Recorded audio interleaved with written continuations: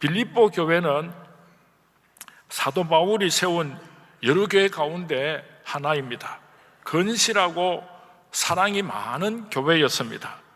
빌립보 교회는 사도 바울이 빌립보 교회를 개척할 그때부터 시작해서 나중에 사도 바울이 로마 감옥에 있을 때도 끊임없이 적극적으로 도와주고 섬겨주었던 귀한 교회였습니다. 빌립보 교회 성도들을 가르쳐서 사도 바울은 고백을 하기를 빌립보서 1장 8절에서 예수 그리스도의 심장으로 사모한다고 고백을 하고 있습니다. 빌립보서 4장 1절에서는 사도 바울이 빌립보 교회 성도님들을 표현하기를 나의 사랑, 나의 사모, 나의 기쁨, 나의 면류관이라 그렇게 표현을 하고 있습니다. 빌립보 교회는 우리가 잘 아는 대로 사도행전 16장에서 태동을 하게 됩니다. 원래 사도 바울은 아시아로 복음을 전가하러 가기를 원했습니다. 그런데 성령님께서 아시아로 가는 길을 자꾸만 막으셨습니다. 이리로 가도 막으시고 저리로 가도 막으시고 할 수 없이 드로아에서 발이 묶여서 있었을 때였는데 하나님께서 한밤중에 환상을 보여주셨습니다. 저 바다 건너편에 있는 마게도냐 성에서 마게도냐 사람 한 사람이 막 손짓을 하면서 빨리 와서 우리를 살려달라고, 빨리 와서 우리를 구해달라고 외치는 소리를 듣게 되었습니다. 사도 바울이 그 환상을 보고 나서 하나님께서 내가 아시아로 선교하러 가는 것을 막으시고 유럽 쪽으로 선교하도록 인도하시는구나 하는 것을 깨닫게 됩니다. 그 즉시 일어나서 드로아에서 배를 타고 유럽으로 떠나가게 되는데 제일 첫 번째 도착한 항구가 바로 빌립보라고 하는 도시였던 것입니다. 그 빌립보 도시에서 자주장사 루디아를 만나게 됩니다. 루디아를 전도하니까 루디아가 우리 집에 가서 복음을 전해주십시오. 그래서 루디아의 집에 가서 복음을 전가하고 온 가족들이 세례를 받게 됩니다. 그리고 빌립보 교회는 루디아의 집에서 시작을 하게 되었던 것입니다. 그 이후로 빌립보 교회는 아주 모범적인 교회로 잘 성장을 하였는데 한 가지 문제가 발생을 했습니다. 그것이 무엇인가 하면은 여성도들끼리 다툼이 일어났던 것입니다. 빌립보서 4장에 보면은 두 여인의 이름이 등장을 하는데 유오디아와 순두계라고 하는 두 여인의 이름이 기록되고 있습니다. 요즘 우리식으로 말을 하면은 유권사하고 순권사하고 서로 마찰이 일어난 것입니다. 얼마나 빌립보 교회를 사랑하는지 모릅니다. 그런데 두 사람의 사이가 너무 좋지 않았던 것입니다. 두 사람의 이야기를 들어보면은 한 사람도 틀린 이야기를 하는 것이 아닙니다. 그런데 두 사람이 의견이 하나가 되지를 못하는 것입니다. 서로 잘해보자고 하는 의견이지만은 자꾸만 충돌이 일어나게 되고 그래서 빌립보 교회가 어려운 일을 당하게 되었던 것입니다. 이 소식을 로마 감옥에서 들은 사도 바울이 편지를 써서 빌립보 교회에 보내고 있습니다. 오늘 성경 말씀이 바로 그 본문인 것입니다. 너희 안에 이 마음을 품으라 곧 그리스도 예수의 마음이니 그는 근본 하나님의 본체시나 하나님과 동등됨을 취할 것으로 여기지 아니하시고 오히려 자기를 비워 종의 형체를 가지사 사람들과 같이 되셨고 사람의 모양으로 나타나사 자기를 낮추시고 죽기까지 복종하셨으니 곧 십자가에 죽으심이라. 너희들이 예수님의 마음을 가져라. 너희들이 예수님을 마음을 가지라고 간곡하게 빌립보 교회 성도님들을 향하여서 호소를 하고 있는 것입니다. 세상 사람들은 세상 사람들의 마음을 가지고 살아갑니다. 우리 그리스도인들은 그리스도인으로서의 마음을 가지고 살아가게 되는 것입니다. 우리 그리스도인들은 어떤 마음을 품어야 하는가? 예수 그리스도의 마음을 품어야 하는 것입니다. 예수를 믿는다고 하면서도 세상 사람의 마음을 가지고 세상 사람의 방법을 가지고 살아간다면 그 사람은 그리스도인이 아닌 것입니다. 그렇다고 한다면 예수님의 마음은 어떤 마음인가? 짧은 시간에 어떻게 예수님의 그 마음을 다 설명할 수가 있겠습니까? 오늘 본문 말씀을 중심으로 하고 사도 바울은 예수님의 마음을 세 가지로 요약을 하고 있습니다. 이 말씀을 통해서 예수님의 마음을 내 마음속에 모실 수 있도록 성령께서 도와주시고 역사하시기를 주님의 이름으로 축원을 드립니다. 첫 번째로 예수님의 마음은 어떤 마음이었는가? 자기를 비워, 예수님의 마음은 자기 자신의 마음을 비우는 것이었습니다. 그는 근본 하나님의 본체시나 하나님과 동등됨을 취할 것으로 여기지 아니하시고 오히려 자기를 비워 종의 형체를 가지사 사람들과 같이 되셨다고 기록하고 있습니다. 하나님과 같으신 분이셨습니다. 이 우주를 창조하신 하나님과 예수님은 동일한 분이었습니다. 그런데 그분이 인간의 몸을 입었습니다. 이 말은 예수님께서 가지고 있었던 모든 기도권을 다 포기하셨다는 것을 의미하는 것입니다. 예수님은 전능하신 하나님이시고 영존하시는 아버지시고 평강의 왕이십니다. 하나님으로서의 모든 영광을 다 누릴 수 있는 분이었습니다. 그러나 예수님께서는 스스로 그 모든 것들을 포기하시고 비우셨습니다. 이것이 바로 예수님의 마음입니다. 예수님의 비움이라고 하는 것은 쉽게 표현을 하면 바로 이런 것입니다. 어떤 사람이 부자가 되기를 꿈을 꿉니다. 내가 꼭 부자가 돼야지, 그렇게 결심을 했다가 어느 날 아이고 돈 벌으면 뭐 하겠노, 그만 이대로 살다가 죽으면 되지 하고 부자가 될 것을 포기하게 됩니다. 그런 상태를 가르쳐서 우리 인간들은 마음을 비웠다라고 하는 표현을 할 수가 있습니다. 그런데 어떤 엄청난 부자가 있습니다. 이 세상 부귀영화를 다 누리는 사람이 있는데 어느 날 그가 결심을 하기를 내가 가지고 있는 이 부귀영화를 다 가난한 사람들에게 다 나누어주고 나는 평범한 보통 사람으로 돌아가리라, 그렇게 결심을 하는 사람이 있다고 한다면 이 사람은 마음뿐만 아니라 자기네 삶 전체를 다 비우는 사람일 것입니다. 여기서 예수님께서 비우셨다고 하는 말씀은 이런 의미를 가지고 있는 것입니다. 예수님께서는 이 세상의 모든 권리를 다 포기하셨습니다.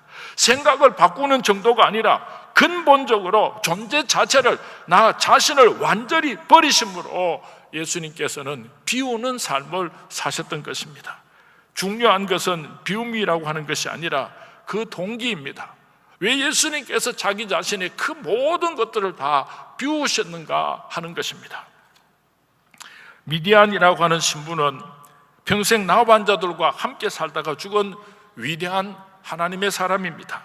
그는 처음에 나환자들을 보았을 때에 몰로카이 섬을 지나가다가 불쌍한 나환자들을 보고 견딜 수가 없어서 그는 몰로카이 섬으로 들어가서 그 나환자들과 함께 살기를 원했습니다. 그런데 몰로카이에 사는 나환자들은 정상적인 다미안 신부를 인정하지를 않았습니다. 아무리 그들을 사랑하고 섬기려고 해도 너는 건강한 사람이고 너는 정상적인 사람이니까 우리를 동정하는 것은 좋지만은 그런 동정 받기 싫다고 거절을 했던 것입니다. 그래서 다미안 신부는 하나님께 기도를 합니다. 하나님, 나에게 나병을 주시기 바랍니다. 하나님, 나에게 나병을 주세요. 그래서 그는 나병에 걸리게 되었습니다. 얼마나 기뻐했는지 모릅니다. 그 나병을 안고 몰로카이 섬으로 다시 찾아갔을 때에 그 사람들은 기쁜 마음으로 마음을 열고 다미안 신부를 받아들이게 되고 그는 그들에게 복음을 전가하고 그들의 병을 치료하면서 살다가 장렬하게 죽어갔던 것입니다. 이것이 바로 예수님의 비움의 뜻입니다. 자기 자신을 위해서 비우는 것이 아니라 하나님의 사랑을 실천하기 위하여서 온 인류를 구원하기 위하여서 자기 모든 것을 비워내는 것, 이것이 바로 예수님의 마음인 것입니다. 오늘날 우리들은 예수님의 마음이 없기 때문에 율법적인 생활을 하고 있는 것입니다. 그래서 우리는 늘 나보다 못한 사람들을 찾았을 때에 그것을 지적하면서 위안을 받으려고 할 때가 얼마나 많은지 모릅니다. 우리는 늘 다른 사람들보다 나는 조금 더 나은 사람이야, 나의 선행이나 행위를 보면서 마음의 위로를 얻으려고 할 때가 얼마나 많은지 모릅니다. 현장에서 간음하다가 잡혀온 여인을 우리는 잘 알고 있습니다. 서기관들과 바리새인들의 태도가 의기양양했습니다. 왜냐하면 자기 자신들이 저지른 범죄보다도 더 무서운 죄를 저지른 한 여인을 잡아왔기 때문인 것입니다. 그래서 그들은 나는 당연히 이 여인을 심판할 자격이 있다고 스스로를 위로를 했습니다. 그리고 심지어는 돌로서 쳐 죽여도 된다는 그런 생각을 할 수 있었던 것입니다. 왜냐하면 그들의 가치 기준이 자기 자신들의 의에 있었기 때문에, 내가 저 여인보다는 더 깨끗하기 때문에 내가 저 여인을 심판하고 때려 죽일 수 있다고 생각을 하고 그렇게 스스로 위로를 받기를 원했던 것입니다. 그런데 우리 예수님의 마음은 그렇지는 않았습니다. 그들에게 말씀하시기를 죄가 없는 자가 먼저 돌로 치라 말씀하셨습니다. 예수님의 마음은 이 불쌍한 여인의 죄를 지적하는 것이 아니라 이 여인을 용서하고 사랑하고 살려주기를 원하셨던 것입니다. 그래서 예수님께서는 이 여인에게 말씀하십니다. 나도 너를 정죄하지 아니하노니 가서 다시는 죄를 범하지 말라 하시니라. 이것이 바로 비운 예수님의 마음인 것입니다. 이 여인을 사랑하고 배려하는 예수님의 마음인 것입니다. 오늘날 우리들은 자기 자신의 의를 버리지 못하고 얼마나 많은 비난을 쏟으면서 살아가고 있습니까? 왜냐하면 그래야 나 자신이 조금이라도 위로를 받고 편해지기 때문인 것입니다. 그것은 예수님의 마음이 아닙니다. 자기 자신의 의를 드러내기 시작할 때 우리들 마음속에는 예수님의 마음이 존재할 수가 없습니다. 그러나 나 자신의 의를 내려놓고 예수님의 마음을 내 마음속에 모셔놓기 시작을 할 때 우리의 생각도 우리의 삶도 완전히 달라지게 될 것입니다. 두 번째로 예수님의 마음은 비우실 뿐만 아니라 더 나아가서 낮추시는 마음이었습니다. 그는 근본 하나님의 본체시나, 여기서 본체라고 하는 말은 헬라어로 현재 분사로 사용이 되고 있습니다. 다시 말하면 예수님께서는 과거에도 하나님의 본체이셨고 현재에도 하나님과 동등한 본체이시고 미래에도 하나님과 동등한 본체이시라는 뜻을 가지고 있는 것입니다. 예수님은 하나님이신데 사람이 되셨습니다. 놀랍지 않습니까? 만약에 사람이 개미가 되었다, 불가능한 일이지만은, 그래도 그것은 혹시 가능할는지 모르지만은 이 우주를 창조하신 여호와 하나님이 어떻게 사람이 될 수가 있겠습니까? 예수님께서 비범하고 특별한 모양을 가지고 사람이 되시지 않았습니다. 아주 평범한 저와 여러분과 같은 동일한 몸을 가지고 사람이 되셨습니다. 그래서 예수님께서는 매우 괴로워하실 때가 있었습니다. 매우 고통스러워하실 때가 있었습니다. 매우 힘들어 하실 때가 있었습니다. 우리와 똑같은 성정을 가지셨기 때문인 것입니다. 예수님께서는 사람인 척 하시지 않았습니다. 인간과 비슷하게 찾아오지 않았습니다. 사람들과 진짜로 똑같은 몸을 입고 이 땅으로 찾아오셨습니다. 예를 한번 들어볼까요? 어떤 아빠가 1살짜리 어린 아기를 데리고 노는데 혀를 내밀고 까꿍 까꿍 거립니다. 어린 아이를 사랑하고 어린 아이와 친구가 되기 위해서는 그 아버지가 어린 아이하고 눈높이를 똑같이 할 수밖에 없는 것입니다. 아빠가 아기를 보고서 도리도리 하는 것을 보고 어른이 싱겁고로 왜 저렇게 정신 나간 사람처럼 저 짓을 하는가 하고 손가락질 한 사람은 아무도 없습니다. 어른이라고 하는 생각을 버리고 어린아이와 똑같아져야 어린아이의 친구가 될 수 있는 것입니다. 계급이 높은 사람이 낮아져서 낮은 이들과 똑같이 되어지는 것, 이것이 바로 예수님의 마음입니다. 돈이 많은 사람들이 가난한 사람과 똑같아져서 가난한 사람이 되는 것, 이것이 바로 예수님의 마음입니다. 힘센 사람이 자기 힘을 자랑하지 아니하고 약한 사람과 똑같이 되는 것, 이것이 바로 예수님의 마음입니다. 오늘 본문이 말씀하는 예수님의 낮아지시는 마음, 이 마음이 오늘 우리들의 마음이 될 수 있기를 주님의 이름으로 축원을 드립니다. 마태복음 18장 3절 4절에서 예수님께서 이렇게 말씀하십니다. 너희가 돌이켜 어린 아이들과 같이 되지 아니하면 결단코 천국에 들어가지 못하리라. 그러므로 누구든지 이 어린 아이와 같이 자기를 낮추는 사람이 천국에서 큰 자니라. 천국은 마치 움막집과 같습니다. 배를 내밀고 그들막거리는 사람은 이마가 다 깨어지고 자빠지고 맙니다. 천국 문은 아주 낮아서 늘 겸손하게 머리를 숙이는 사람들만 살 수 있는 곳이 천국이라고 합니다. 고당 조만식 선생님께서 일제강점기 때에 평양 상정연 교회 수수장로로 심호하고 계셨습니다. 그때 고당 조만식 선생님은 그의 제자인 주기철 목사님을, 젊은 목사님을 청빙을 해서 교회를 섬길 수 있도록 보필을 했습니다.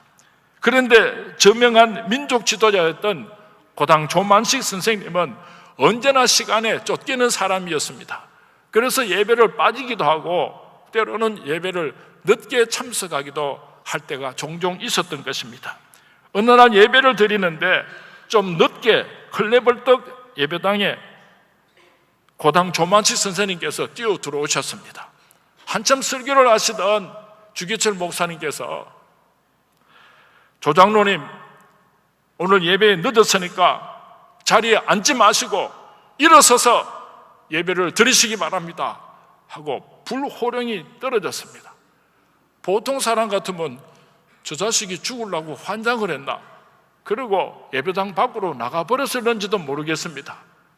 또 어떤 사람이라고 한다면은 저건 내가 지 제자를 내가 데려다가 그렇게 길러주었더니 저기 간이 배 밖에 나와가지고 하고 자리에 앉아가지고 목사님을 이렇게 째려보고 있었을는지도 모르겠습니다. 그런데 고당 조만식 장로님께서는요, 그 자리에 서서 1시간 반 동안 예배를 드렸습니다. 설교를 마치고 나서 주기철 목사님께서 장로님께서 기도해 주시기 바랍니다 하고 기도 부탁을 드렸더니 조만식 장로님이 이렇게 기도를 하셨답니다. 하나님, 나의 죄를 용서하여 주옵소서. 거룩한 주일에 하나님을 만나는 것보다 사람 만나는 것을 더 소중히 여긴 것을 용서하여 주옵소서. 예배에 늦어서 목사님의 마음을 아프게 하고 성도님들의 마음을 아프게 한 것을 용서하여 주시옵소서. 울면서 회개하며 기도를 하셨답니다. 이것이 바로 예수님의 마음을 품은 사람인 것입니다. 성자 어거스틴에게 어떤 사람이 찾아와서 물었습니다. 그리스도인들에게 제일 첫 번째 덕목이 무엇입니까? 어거스틴은 대답을 하기를 첫 번째 덕목은 겸손입니다. 그랬습니다. 두 번째 덕목이 있다면 무엇입니까? 두 번째 덕목도 겸손입니다. 세 번째 덕목이 있다면 무엇입니까? 세 번째 덕목도 겸손입니다 라고 대답을 했다고 합니다. 겸손한 마음을 가지고 있는 사람은 예수님의 마음을 품고 사는 사람입니다. 세 번째로 예수님의 마음은 곧 십자가의 죽으심이라 죽기까지 복종하는 마음이 바로 예수님의 마음이었습니다.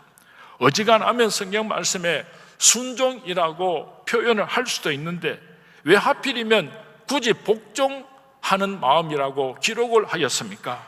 그것은 바로 죽기까지라는 말과 합하여져 있기 때문인 것입니다. 예수님께서는 죽기까지 복종하셨습니다. 하나님의 뜻에. 이삭이 평소에 하나님의 심부름도 잘하고 말을 잘 들었습니다. 이것은 그의 순종하는 모습입니다.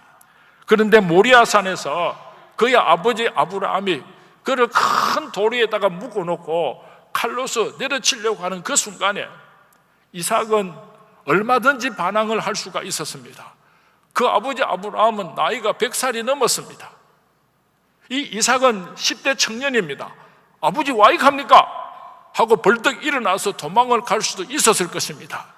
그런데 그 아버지가 말을 합니다. 하나님께서 너를 바치라고 하셨단다. 이 말을 들은 이삭이 예 하고 순종을 하였습니다. 이것은 복종인 것입니다. 예수님께서 십자가에 못 박혀 죽으실 때 얼마나 힘들고 어려웠겠습니까? 수많은 사람들이 조롱을 합니다. 수많은 사람들이 모욕을 했습니다. 수많은 사람들이 침을 뱉었습니다. 그것을 다 참으시고 죽기까지 복종하셨습니다. 이것이 바로 예수님의 마음인 것입니다. 다음 주간은 고난 주간이 되겠습니다. 그리고 다음 주간은 우리가 한 주간 동안, 이번 월요일 말고 이 한 주간 지나가세요. 한 주간 동안 특별 새벽 기도를 통하여서 예수님께서 어떻게 십자가를 지시고 고난의 길을 걸어가셨는가를 우리가 함께 생각해 보게 될 것입니다. 살아계신 하나님께서 오늘 나에게 요구하시는 철저한 복종이 있습니다. 그것이 무엇입니까? 내 생각에는 이렇게 하고 싶은데, 내 마음으로는 이렇게 하고 싶은데 하나님께서 내게 요구하시는 복종이 있습니다. 그것이 무엇입니까? 그것에 순종하는 사람은 예수님의 마음을 품고 사는 사람일 것입니다. 이제 말씀을 정리하려고 합니다. 사도 바울은 오늘 본문 말씀을 가지고 예수님 마음을 설명했습니다. 예수님은 근본 하나님의 본체이십니다. 하나님과 동등하신 분이십니다. 그러나 예수님께서는 자기 자신을 비우셨습니다. 자기 자신이 낮아지셨습니다. 그리고 마지막에는 십자가 위에서 죽으셨습니다. 이것이 예수님의 마음이라. 이것이 예수님의 마음이라. 빌립보 교회 성도들아, 순문교회 성도들아, 너희들이 이 마음을 품으라고 오늘 우리에게 권면을 하고 있습니다. 우리가 예수님의 이 마음을 품게 해주실 때, 우리가 예수님의 이 마음을 품고 살아갈 때에 하나님께서 우리에게 어떠한 축복을 주시는가, 오늘 본문 9절에서 11절 말씀에 기록하고 있습니다. 이름으로 하나님이 그를 지극히 높여 모든 이름 위에 뛰어난 이름을 주사 하늘에 있는 자들과 땅에 있는 자들과 땅 아래에 있는 자들로 모든 무릎을 예수의 이름에 꿇게 하시고 모든 입으로 예수 그리스도를 주라 시인하여 하나님 아버지께 영광을 돌리게 하셨느니라. 하나님께서 예수님을 지극히 높여 주셨던 것처럼 오늘 우리가 예수님의 마음을 품고 살아갈 때에 하나님께서 우리들도 지극히 높여주실 줄로 믿습니다. 누가 나를 높여줍니까? 사람이 나를 높여주는 것은 속지 마시기 바랍니다. 사탄 마귀가 나를 높이려고 유혹을 하는 것입니다. 누가 나를 높여주어야지 됩니까? 살아계신 하나님께서 예수님을 닮은 나의 마음을 보시고 높이 들어주는 축복의 주인공들이 될 수 있기를 바랍니다. 어떻게 높여주십니까? 모든 이름 위에 뛰어난 이름으로 높여주신다고 약속을 하고 계십니다. 인간적인 명예가 아닙니다. 하나님께서 높여주시는 명예인 것입니다. 모든 무릎이 그 앞에 꿇게 해주신다고, 그 누구도 거역할 수 없는 명예로 높여주시겠다고 오늘 하나님께서 약속을 하고 있습니다. 간사하고 교활하고 교만하고 이기적인 마음은 세상 사람들의 마음입니다. 나의 모든 것을 다 비우고 나의 모든 것을 다 버리고 낮아지고 죽기까지 복종하신 예수님의 마음을 닮아서 우리가 이 세상에서 살아간다면 교회가 평안할 줄로 믿습니다. 여러분의 가정도 평안할 줄 믿습니다. 이 세상 사람들이 우리를 높여주게 될 것입니다.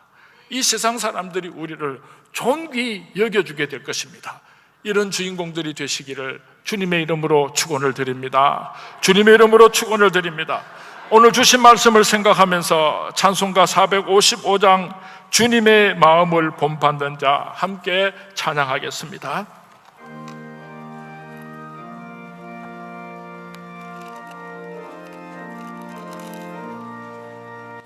주님의 마음을 본받는 자, 그 맘에 평강이 찾아오면 험악한 세상을 이기리니 하늘로부터 임함이로다. 주님의 마음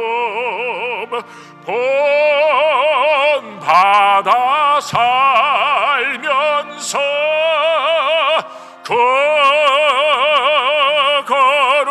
거룩하심 나도 이루리. 주 모습 내 눈에 안 보이며 그 음성 내 귀에 안 들려도 내 영혼 날마다 주를 만나 신령한 말씀들 배우도다. 주님의 마음 본받아 살면서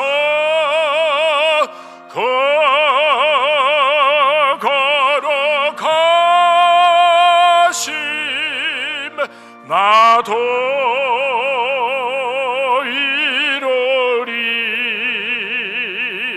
가는 길이 거칠고 험하여도 내 맘에 불평이 사라지면 십자가 고난을 이겨내신 주님의 마음 본받음이라. 주님의 마음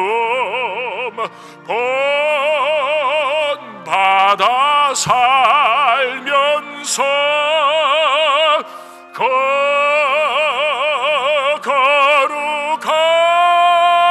거룩하심 나도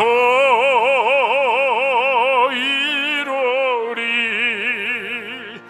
주 예수 세상에 다시 오실 그날엔 무성도 변화하여 주님의 빛나는 그 형상을 다 함께 보며 주 찬양하리.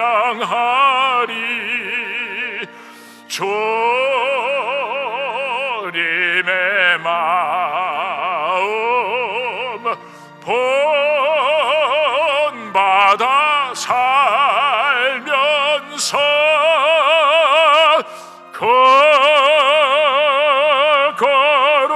거룩하심 나도 이루리. 오늘 주신 말씀, 너희 안에 이 마음을 품으라 곧 그리스도 예수의 마음이니